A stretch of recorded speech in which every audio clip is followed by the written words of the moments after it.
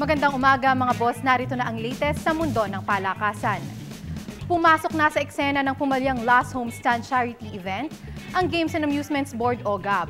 Ito'y dahil na rin sa patuloy na pag-alma ng libo-libong fans na naapektuhan ng kanselasyon ng dapat sanay series of tune-up games ng Gilas Pilipinas at NBA Stars. Ang kabuang detalye ihahatid ni Crisabel De Leon. Pinagpapaliwanag ng Games and Amusements Board o GAB ang mga organizers ng pumalpak na Last Homestand event. Sa panayam ng PTV Sports, naniniwala si GAB Chairman Attorney Akil Tamano na nagkaroon ng kalituhan ng mga fans dahil sa mga misleading advertisements na inilabas para sa dapat sanay tune-up match ng Gilas Pilipinas at visiting NBA Stars. Everybody was thinking because of the advertisements, yung press releases nila that it was a Philippine last stand. Kahit pa ni Tamano, masasabing panloloko ang ipinipilit ng ilang opisyales ng PLDT na clinic lamang ang pakay dito sa bansa ng ilang NBA stars na pinagbawalang lumaro ng American Pro League. Hindi, they misled eh. Parang there was fraud pa nga dahil sinabi na pwede na may game talaga. And people went all the way from the provinces to go to Metro Manila. Hindi naman nila ma-refund yun eh, di ba? Yung expenses. Considering ang mahal ng ticket.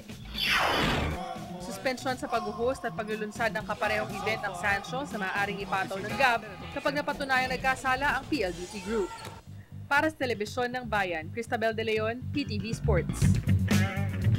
Samantala, determinado naman ang Blackwater Sports Elite na bumuo ng competitive roster para sa kanilang maiden season sa Philippine Basketball Association o PBA.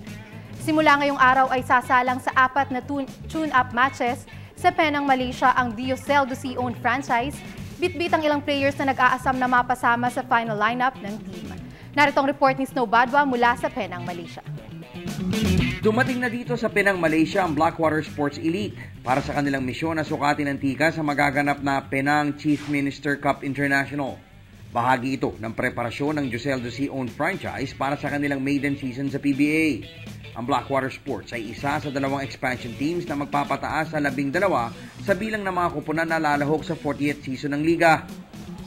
Ayon kay Team Manager Johnson Martinez, bahagi na ito ng tryout at screening process ng mga players na bubuo sa final roster ng team. Na itong Penang group na ito, kasama niya sa mga screening at tryout, lahat na yan.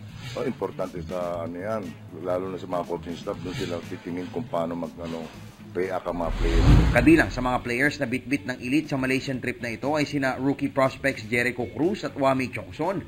Nagagabayan naman ni na veterans Eddie Laure, Aris Di Maunahan at Blackwater Sports mainstays Alan Mangahas at Bakon Austria. So magandang exposure nito sa mga player ng mga free agent katulad nila Bakon, nila Hiram.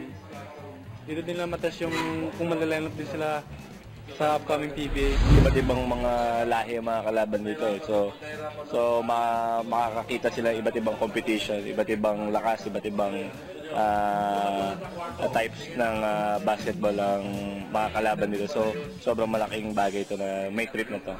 Sasalang sa 5 tune-up matches kontra 2 Malaysian teams at visiting Singaporean at Chinese teams ang Blackwater Sports sa event na magsisimula bukas at magtatapos sa July 29.